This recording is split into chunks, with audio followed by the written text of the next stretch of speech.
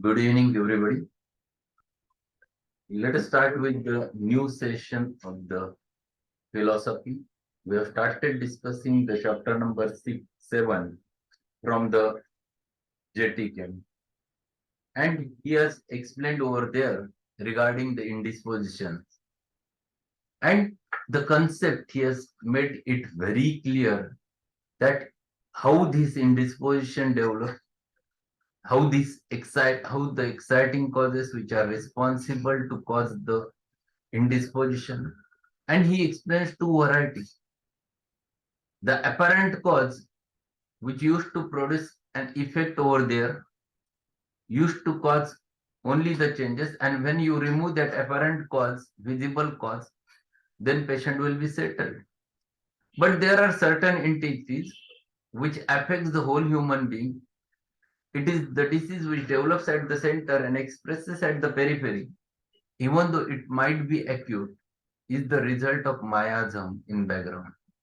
And such disorders require the homeopathic treatment. So indispositions of a mild character never requires medicine, but indispositions of a violent character always requires a homeopathic remedy. Then he has explained certain important things that whenever such types of disorders are present, which are caused because of miasm, and that it expresses at the periphery, if you to treat it locally, it always causes damage to the internal vital organs. In the last concluding paragraph, he has discussed one example of fistula in ano. Actually, fistula in ano is a tract which develops in order to produce a cure by a nature. It is a discharging tract because of which person remains in the state of health. But if you treat it externally without treating the internal disorder, what happens? You shift the angle of the disease. The disease now gets transformed from less important organ, that is on the from the skin to the vital organs. Many times death can occur in 1 month or two because you have shifted the angle of the disease from less important organ to more vital organ. And such a thing is quite common when you consider the concept of disease locally. And that's why it is very much necessary to understand the disease processes. He made it so clear in our mind that whenever exciting cause is there, what type of cause it is and how to approach that we have learned yesterday. Now we'll go little bit forward and we'll learn the one more thing. In order to treat such types of disorders, how one should approach, what is the method. So he explains over there, the Organon condemns on the principle of removal of external manifestations of disease by external means, whatever. So in the Organon and by whenever Hahnemann says, he says over there, the external manifestations should not be cured externally. This is so important. A psoric case is one in which there is no external or traumatic cause. The patient perhaps has the habit of living as nearly an ordinary life as it is possible for anyone to assume at the present day, going the regular rounds of service, using coffee and tea, not at all or only in small quantity, careful in diet, removing all external things which are the causes of indisposition, and 8, this patient remains sick. So he explains many times such external factors, if you try to remove in the patient's life, still the patient remains sick. That patient is not sick because of exciting factors, exciting cause. But that sickness is always related to the fundamental cause. That sickness is always the product of internal sorrow, which is causing the trouble. The signs and symptoms that are manifested are the true impress of the nature. They constitute the outwardly reflected image of the internal nature of the sickness.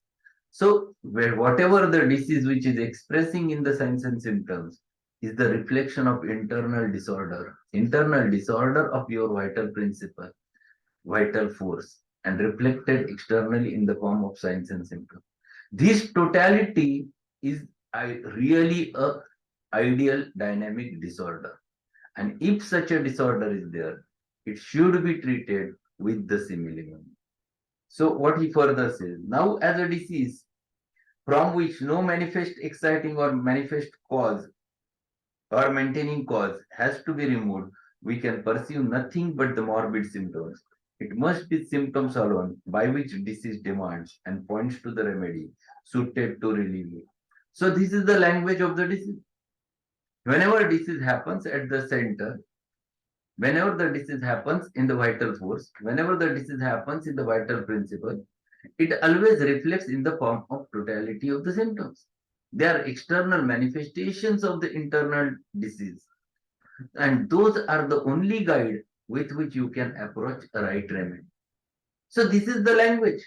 Only thing is that you have to catch that language. You have to understand that language. And then you have to understand this because we, on the basis of this, we can find it out a right remedy on the law of similars. So this is what he is explaining. Hahnemann's teaching is that there is a use of in this symptom image, and that every curable disease presents itself to the intelligent physician in the signs and symptoms that he can perceive. In viewing a long array of symptoms, an image is presented to the mind of an internal disorder, and this is all the intelligent physician can rely upon for the purpose of cure. So whenever internal disease happens, it always reflected externally in the form of signs and symptoms, with which a homeopathic physician can find it out a right remedy on the basis of law of symmetry. So see, this is a very simple method by which you can reach to the right simillimum. What what is needed is only understanding the language of the disease, understanding the external manifestations of disease. And if you are able to catch them, you will get a right remedy. This divides homeopathy into two parts, the science of homeopathy and art of homeopathy. The science treats of the knowledges relating to the doctrines of cure, the knowledge of principle or order, which you may say is physiology, the knowledge of disorder in the human economy, which is pathology, that is the science of disease, not morbid anatomy, and the knowledge of cure. The science of homeopathy is first to be learned to prepare one for the application of that science, which is the art of homeopathy. If we cast out eyes over those who have been taught, self-taught, or otherwise, we see that some can learn the science, become very famous, quite famous, and pass excellent examinations, and are utterly unable to apply the science, or in other words, to practice the art of healing, for all healing consists in making application of the science. So homeopathy has twofold existence. First, it is a science. It is a science because it is based upon the scientific laws. All seven cardinal principles of homeopathy are based upon the laws of basic sciences. So it is the only medical science which has a complete application of the basic sciences. And that's why all homeopathic principles are most scientific and whole science is scientific. But that becomes a one part of the treatment, that becomes one part of the homeopathy. But second part is the application of the science of homeopathy to the suffering humanity requires an art. So where art comes? Art comes in perceiving the patient's symptomatology. So patient comes in a hurry in your OPD and he's talking to you and he starts saying, Doctor, please do something. Please do something. I'm really disturbed because of my illness. I have tried many things, but nothing worked. I'm coming to you as a last chance. So see what is my disease and find it out a right remedy. You ask him that yes, you have to take the treatment for at least 3 months, 4 months, and you will be cured. He says, Doctor, there is no hurry. He says, doctor, you take 1 year, but you cure me. He's talking in a mild tone. He's talking and praying to you. He's what he's saying you take 1 year, but you cure me. Now this is what is an art which you have to catch. Here there is an art to find it out a right remedy because he comes into you in that specific state, and that state defines the mm, state of the patient in spite of what the disease from which he is suffering from. So if you are able to catch that, that is what is an art. Because the definition of homeopathy is that a drug capable of producing in a healthy individual a disease state exactly similar to that happens in a diseased individual acts as a curative agent. So now what patient has narrated, if you would have been catch that, then you can get answer. So what is the rubric with which you can approach the patient? So what you have understood. Yes, Nikita has very clearly mentioned directly with the remedials. Carried desires to be carried slowly. Very simple. If you are able to catch, this is an art to catch the things. So only remedy, single remedy, pulsatile is there. You confirm with the rest of the future, the mildness of the patient, the way patient presents, then you can reach to the remedy. So here, the science, the application of the science becomes an art. You apply the remedy on the basis of this artistic aptitude. And that is one more point or one more part of the existence of homeopathy. So this is what he is explaining over there. Then he says, we study disease as a disorder of the human economy in the symptoms of disease itself. We also study disease from the symptoms of the medicine that have caused disorder in the economy.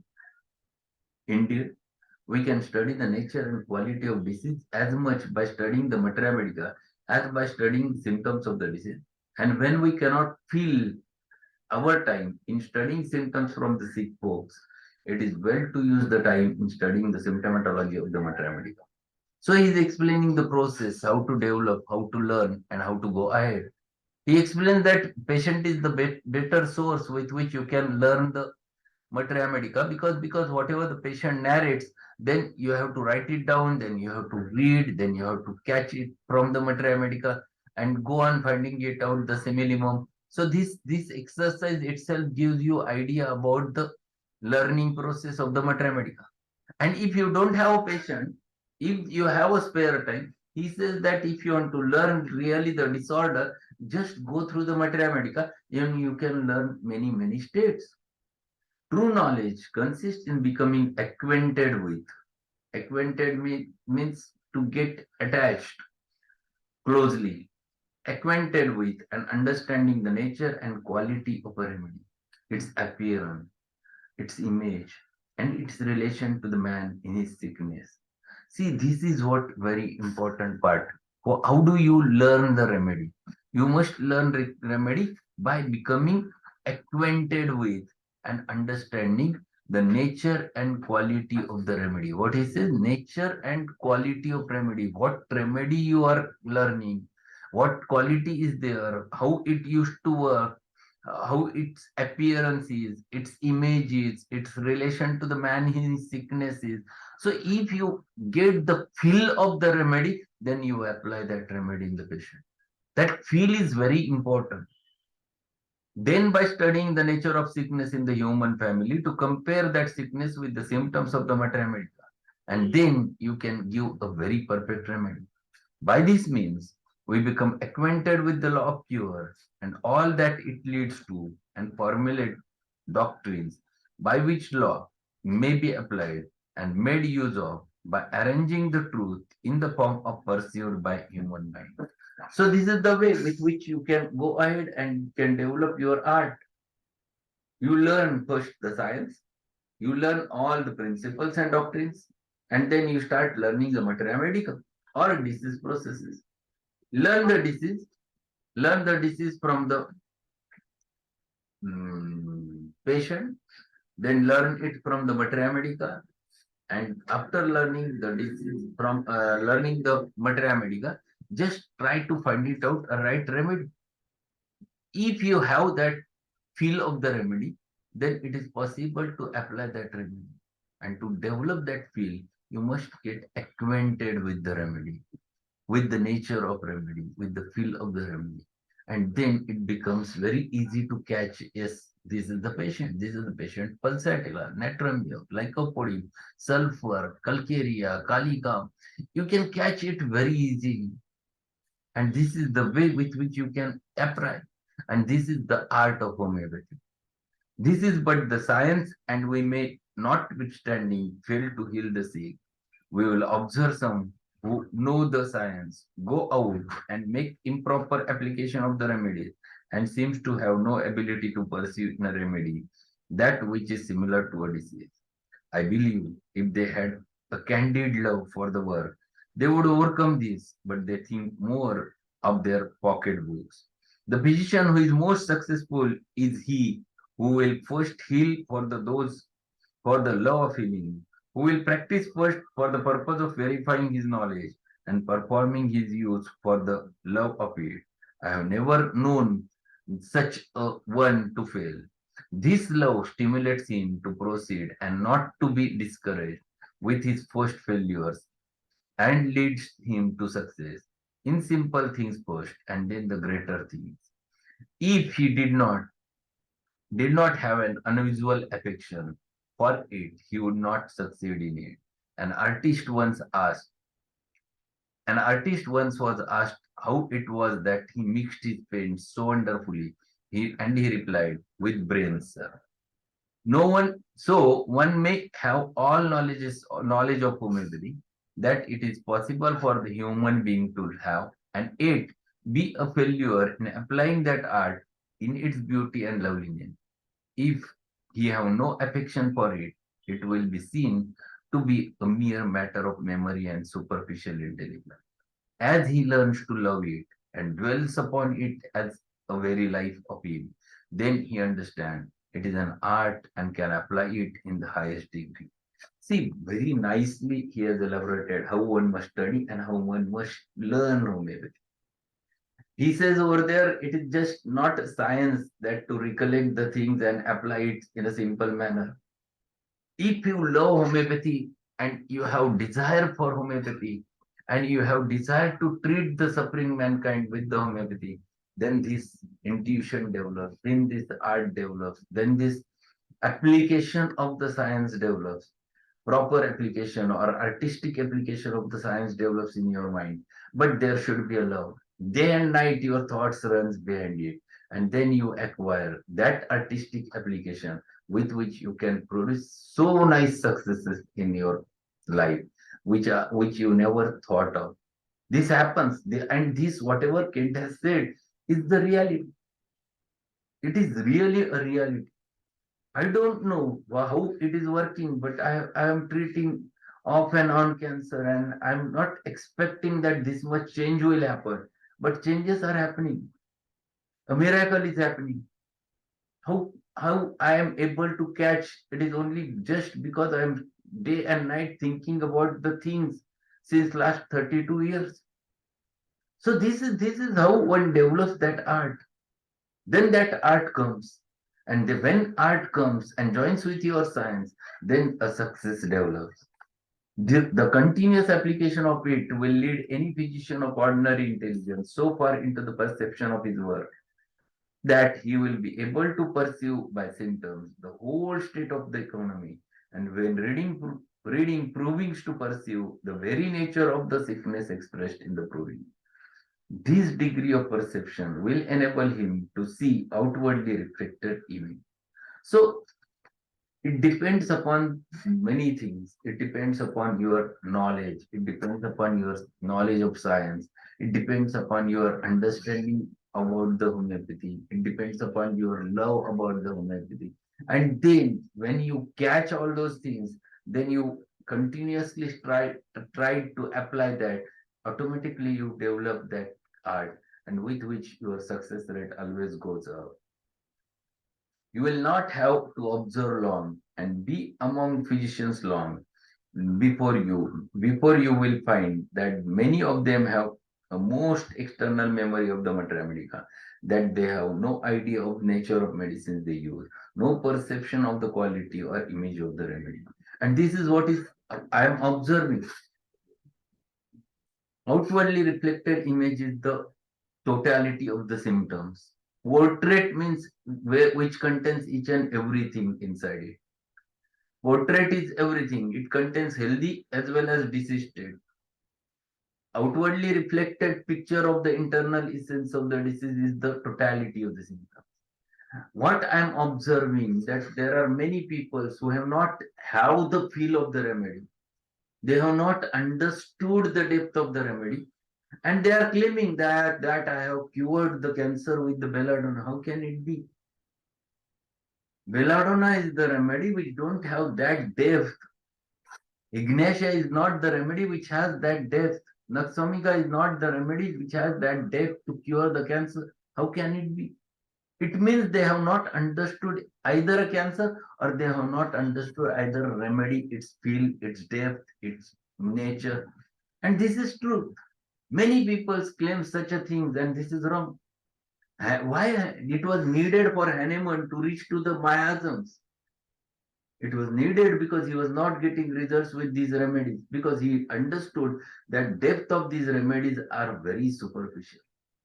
Many people practices homeopathy with only a superficial knowledge, and because of which they fails and they blame homeopathy. It is only because they have not understood the depth of remedies. They have not understood the feel of remedies. And this is needed when you have to treat. And when you understand that, you start applying it artistically. It does not come up before the mind as an artist picture. It is cold, it is far away. An artist works on picture so that he sees it day and night. He figures it out from his very affection. He figures out every line that he is going to put in the next day, stands before it, and he is delighted in it and loves it. So it is with image of remedy. So if you want to read the remedy, you must do the same method. You must follow it in the same manner. You go on observing remedy, reading remedy day and night, continuously, again and again, again and again. And whenever you look towards the remedy, every time you will find something new. Then you will understand, Arey, this remedy has that much of depth. When you learn the LMCPA, next time then you will learn, Arey, LMCPA has neuralgic pains. Then you will understand that LMCPA is very good remedy for neuritis. After some time, so again you read, and then you find LMCPA is also very good remedy for the colic caused by cucumber. Well, again, you read LMCPA, and then you'll find that is a very good remedy for panaridium. So you get that depth gradually once you go on reading things again and again, getting acquainted with it, and then you get that feel. Then you find it out a right remedy. And this is what he is explaining over there. That image comes out before the mind so that it is the outwardly reflected image of the internal nature, as if one man had proved it. If the symptoms do not take from the form, the physician does not know his patient and does not know his remedy. This is not a thing that can open out to the mind instantly. You are, as it were, coming out of the world where the education consists in memorizing symptoms or memorizing keynotes or learning prescription with really nothing in mind. And the memory is only charged with a mass of information that has no application and is only confusion leading man to the worst conclusion. There is no order in it. So this is very important. If you want to learn any remedy, it should be by heart. You must take the feel of each and every remedy, every sentence from that remedy. Understand that depth of it, how it patient will going to present that, how patient will narrate his symptom, what how you will think about it. Many things with which then you understand the core of the remedy.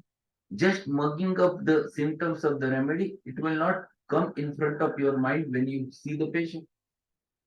If you have that feel, then when you are seeing the patient, it catches. Yes, there is the feel of the ignatia, there is the feel of the calcareous, there is the feel of lycopodium, there is a feel of sulfur, and such a thing comes. So this happens only when you feel, you learn that remedy by heart. Anyone says, in a word, the totality of the symptoms must be the principle, indeed the only thing the physician has to take note of in every case of disease and to remove by means of his art, in order that it shall be cured and transformed into health. And this has been given in seventh aphorism, this sentence, that if you want to treat any case, any disorder, any patient, what is needed is the totality of the symptoms, and find it out, that totality of the symptoms, find it out exactly what is the patient, find it out a right remedy, that is nothing but an art of the physician, and apply it in a proper potency. That is the only way with which you can bring that patient again from the state of disease to the state of health. That is the turning of internal disorder into the order, manifesting in the way we have heretofore explained, vice versa, from above downwards, from within outward, and in the reverse order of coming of the symptoms. So this is the only way with which you can catch a remedy and you can treat that remedy. So this is very perfect way he has explained that importance of totality of the symptoms and how useful it is. And at the same time, homeopathy is not only the science but also an art.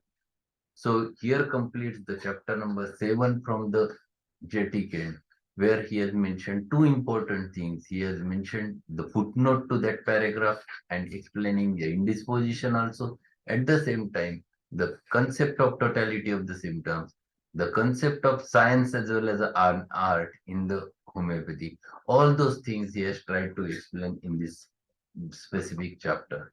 Next chapter is very important, where he tried to correlate the vital force towards by the name of simple substance.